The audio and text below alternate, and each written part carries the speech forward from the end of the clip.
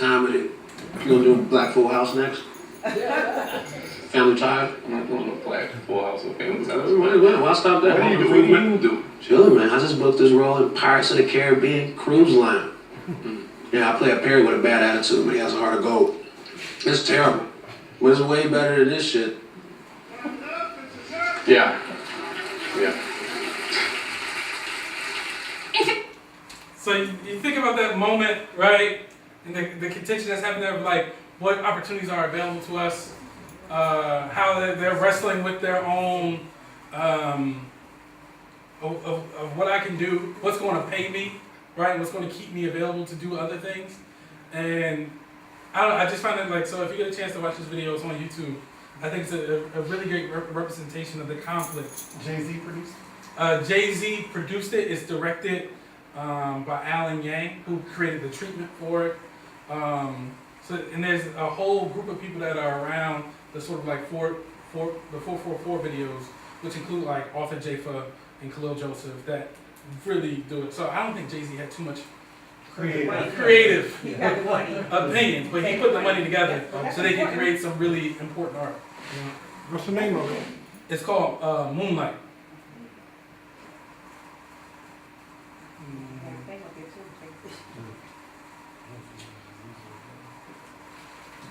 So, in Jeff Sparrow's move to Wales, he really begins to focus on how Paul, through his, singing travels. Another person I forgot to mention is Lawrence Brown, right? And going back to Harlem, Essie is the one who says, "Hey, Paul, it might be a good idea if you figure out this other way, so you don't have to always wait on these acting roles. Might you want to start singing?" And so she's the one who puts together Lawrence Brown and Paul Robeson. Can you go back? I'm sorry. Okay. Go back. That last one, he also understood the likely reaction of his black admirers to news that he abandoned his wife. Oh, yeah. Let's go back there. Oh, yeah, I'm sorry. I was thinking about time. So one of the things that I would rather not hear from Jeff Sparrow. I would want to see another biographer write about it. Is so Paul Robeson in London really is like wants to take advantage of like, oh, I'm out of America. It's not as he believes that it's not as race heavy as the United States. So I want to go and try out different things. And one of the things that he really begins to be enamored with through his sort of like time in Othello. And the relationship that Othello is sort of like this romantic play, right? Where the tension is there. And there's an affair between him and his co-star. So this white British woman and Paul begin to have this relationship, this affair, right? And that affair doesn't work out, but now Paul is like, I'm out here. And now there's many sort of like reports of how many different affairs and how many different women he's with throughout sort of like his time in London, and he falls in love with this woman named Yolanda, who's another sort of like white woman of sort of like a upper middle class, right? He's like, and that's when Essie finds out about that. That's when it becomes, and this is right after Paul Jr. is born, right? So he's like 1-2 years old at the time, right? And Paul is still out here in these streets. In these streets. And that's when Essie's like, we got to do something about this relationship. And Paul is head over heels with Yolanda, and is like, well, I think I could leave my wife for this white woman over here, right? And one of the things that Jeff Sparrow mentioned is like, what would that look like playing out in the media, because he's in London, right? And then once that hits back to the States, and there wasn't no Twitter and these sort of like shade rooms and things like back then. But you can just imagine how that would play out in the press. And what eventually happened is Paul decides, I'm gonna go for Yolanda. I'm leaving Essie, I'm going for Yolanda. And then Yolanda gets back to her family, right?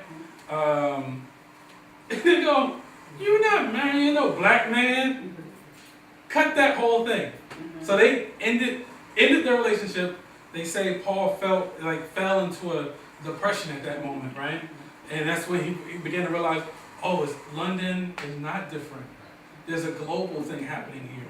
And I don't know how much of that is like Sparrow sort of really emphasizes this moment as like that's when Paul realized this global, and it's like I don't think that's putting too much sauce on it. It's like William Styron and Nat Turner. Right.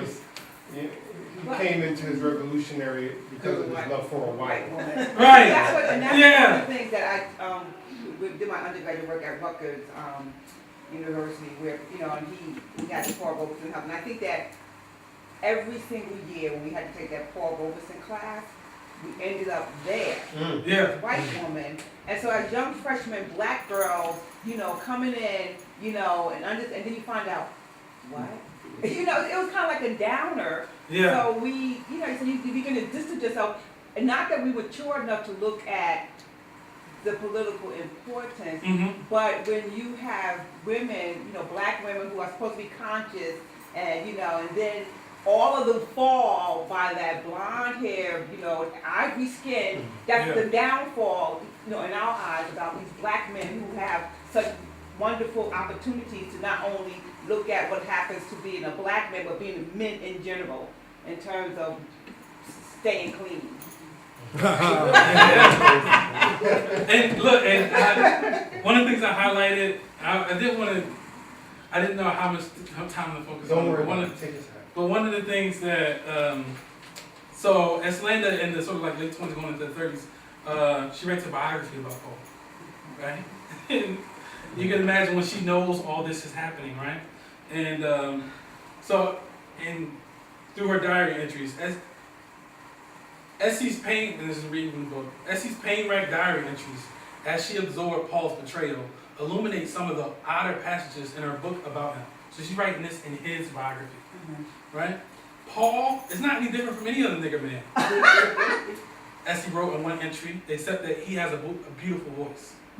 In the biography, when she described Paul's achievements, she had praised the positive traits generally ascribed to a Negro. But now in her anger, he became just one more Negro musician pursuing white meat. Essie was light-skinned, but she was still black, and her husband seemed to be in love with a very fair white woman. So these sort of like nuggets of the agency that she has to even showing that I'm still in charge of like telling the story of Paul Robeson, right? And the way that she in her diary is somewhat betrayed, right? But still allows this public image of Paul to remain sort of like put together, right? And it talks about in some ways the burden on black women to always be responsible for the behavior or the image around black men. So we'll get one. We'll get one man that's clean all the way. And we move on to Wells. Sparrow really focuses on this is the time when Paul Robeson really begins to recognize his connection with labor struggles. And he talks about this bombing that happened in not a bombing, but this mining accident that happened in Wales, where over 200 men lost their lives in the mines. And when Paul visits Wales, he says, "I'm donating all the money that is part of my concert to that," right? Not only that, he meets with a number of the sort of like families that are involved in this, right? And it says, Paul offered his fees for the concert to the orphans and the children of the miners lost to the accident.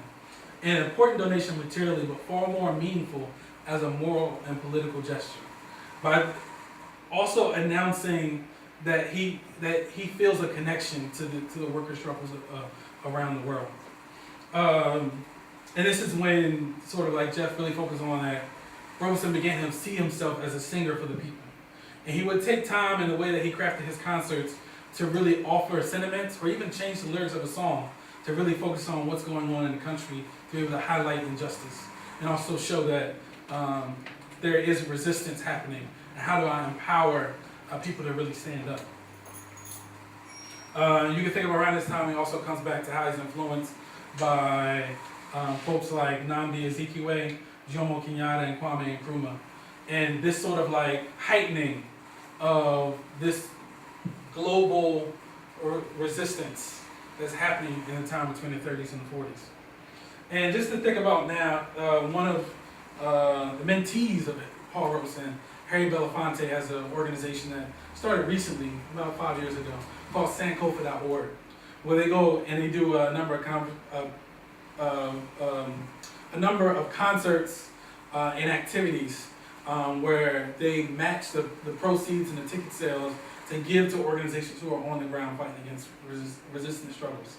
One of the things they just did recently was a huge sort of like concert in Atlanta where a lot of the money went to people on the ground in Flint. So you see the way that his legacy has left people to sort of like continue that work.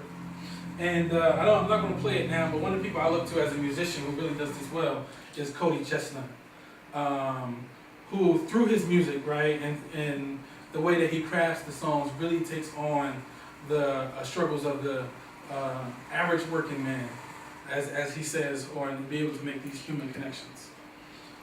So this is a really great song. Maybe in some time we have a little break, I'll play that music so folks can hear it. Then we move on to Spain, and a lot of people like know Paul Robeson's quote, his very sort of like famous quote of like, Artist has to choose. every artist must choose a side. I chose mine. I had no alternative, right?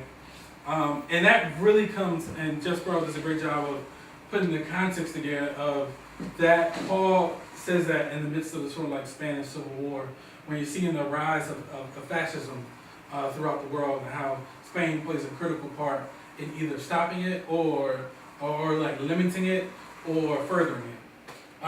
So that's where this sort of like quote comes together, and the context that he writes it.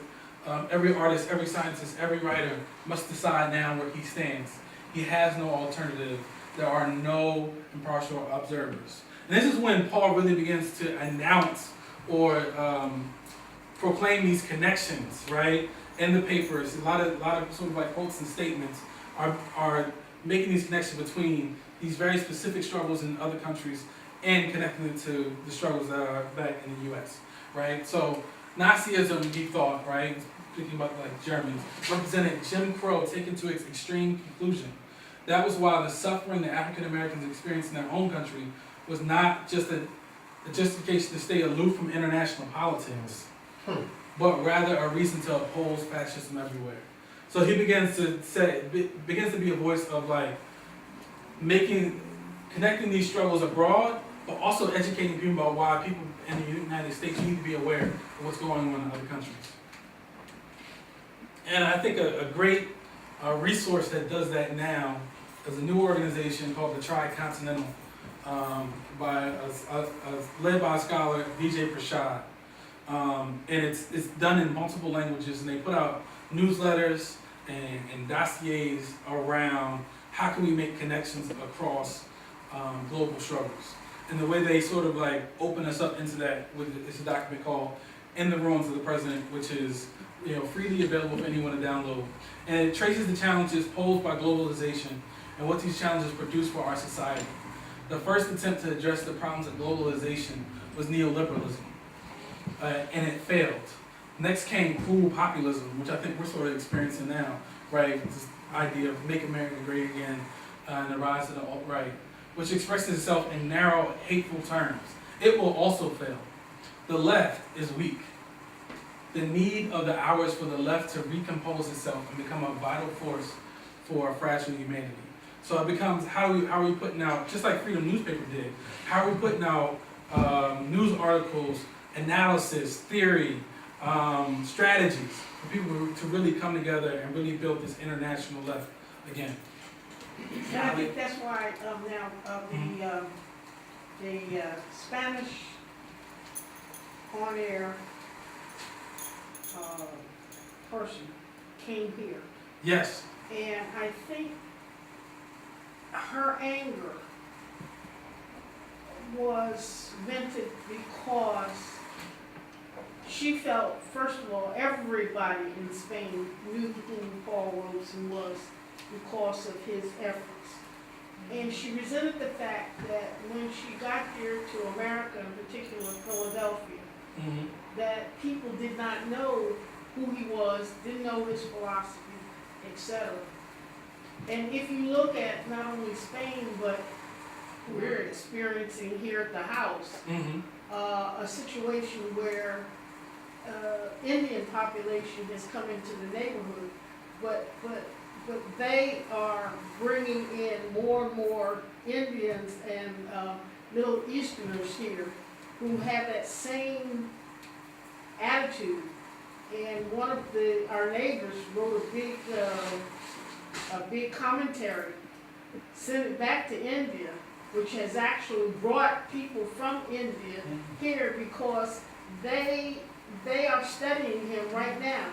All of my Middle Eastern students who were here in 16 had his current music and everything coming here to the house to study him. Yeah. Thank you. Because internationally he was a big figure. And I think Islanda and he were close to the Gandhis. And so he was connecting all of those kinds of struggles. Yeah. And so it's in their archives. Yeah. I want to say Nehru is also a name there that Paul Robeson is connected to in India. Absolutely. So we move on, and this is sort of like approaching, I feel like Jeff Sparrow sort of structures the book into like working its way to this confrontation with the Soviet Union and this sort of like communist politic that Paul is negotiating. So, you know, it's one of the historical points that he references is that when Paul and Essie were in Russia, for a moment, Paul Jr. was in school in Russia with one of Joseph Stalin's sons, right? The school number 25, right? And he talks about the significance of school number 25. It says, in Paul's mind, school number 25 represented, like the nation whose values it trumpeted, an oasis of tolerance. By its mere existence, reproach the capitalist order and offer a template for what the West might become. And one of the moves that I'm not too sure about that Jeff Sparrow is making in this moment is that Paul becomes sort of enamored with the ideals of the sort of like new Russian constitution. And is sort of like blinded to the violence that was sort of like hidden or that underwrites these ideals in Russia, and that Paul is unaware, but just sort of like caught in this area. And it kind of, with the number of scholars and people who are doing deep historical studies around them, I can't really believe that Paul was as unaware as Jeff Sparrow intends him to be, to make this sort of like chapter work of like, Paul loves these ideals, but it just doesn't know, right? So that's what happened here, and it sort of like leads up to this point where Paul is like reported to have said, why would black people oppose Russia? And one of the few nations that explicitly rejected racism. And how that quote reverberates throughout the world, where Paul, it becomes more sort of like attacked at home, ends up having this, that Un-American Activities committee meeting and having this sort of like passport taken. And also sort of like puts this, say that Paul at that moment is deeply sort of like connected to like, there's no force on earth that will make me go backward, right? That this is where I'm standing at. So I feel like there's a little bit of historiographic things, like the way that the narrative is being shaped there, that I don't really agree with. But one of the things that I did want to come back to is there's this awesome book by Rhone Kelly called Freedom Dreams, right? And he talks about the visions of social movement building and how those visions help us to move movements forward, right? And when you think about what Paul is negotiating at that time between communism and how the Russians have brought it in, is like how how can these different visions help us to see a way towards black liberation? And not necessarily saying that this is what I want, right? And so Robin Kelly's amazing quote, too often our standards for evaluating social movements pivot around whether or not they succeeded in realizing their visions, rather than on the merits of power of the visions themselves. By such a measure, virtually every radical movement failed because the basic power relations they sought to change remained pretty much intact. And yet it's precisely these alternative visions and dreams that inspire new generations to struggle for change. So saying in the way that that Paul, and not just Paul, but the many organizations that he's touching, right? The Freedom Newspaper, the Council of African Affairs, are looking around the world for examples and models and things that they can sort of like change and adapt to create sort of like this create black liberation. Those visions are important. We have to hold on to those, right? So I'll just say that for that. And kind of just to close off, Sparrow, I think as many biographers do, and I think we here at the Robeson House have a critique around, is there's a way that Paul in the 60s is sort of like written off as someone who is very disillusioned, confused, depressed, not even like looking outside anymore, not reading the newspaper anymore. And sort of it's like now reckoning with this sort of like lifetime of struggle that he's been engaged in, of like reaching these higher heights. And now after all this fighting, I just want to, come home.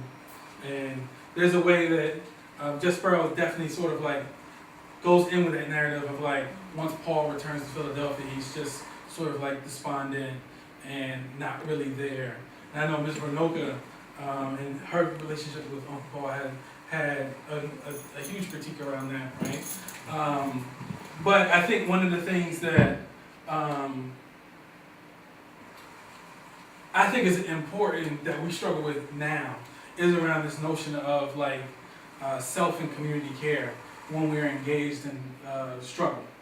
And there's a way in which we sort of highlight those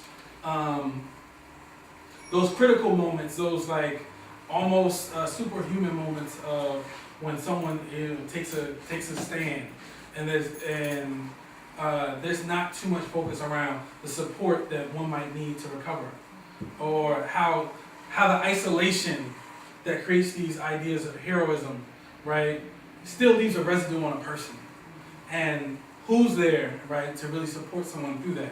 And as we sort of like know, and Rhone sort of like represented, a lot of the sort of like black, sort of like civil rights heroes took a step back from Paul, right, and wasn't there to really support him. So let's take the onus off of Paul so much, but think about how we sort of like, while still benefiting from the stances that he took, wasn't really there to catch him as he returned in age. So I think that's a good conversation to have. And there's this amazing book, Michael Denzel Smith, who writes in the nation around what can we as black men and as black people do to really step into that sort of like care, and how do we care for ourselves in struggle.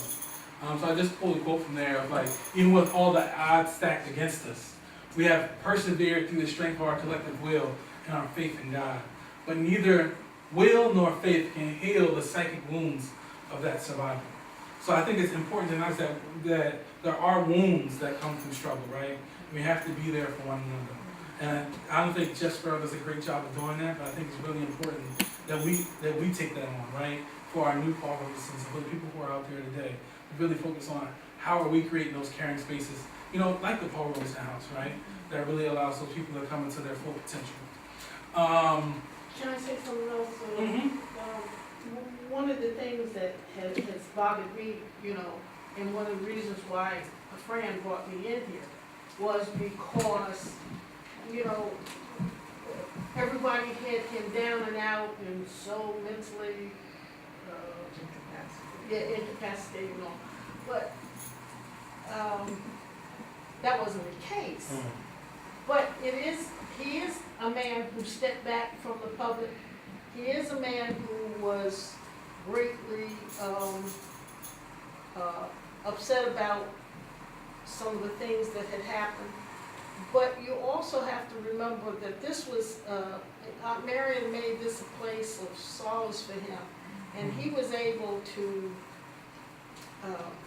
have people come in who he could talk with and be, you know, just as alive and everything as anybody. But at the same time, he was tired and he was frustrated.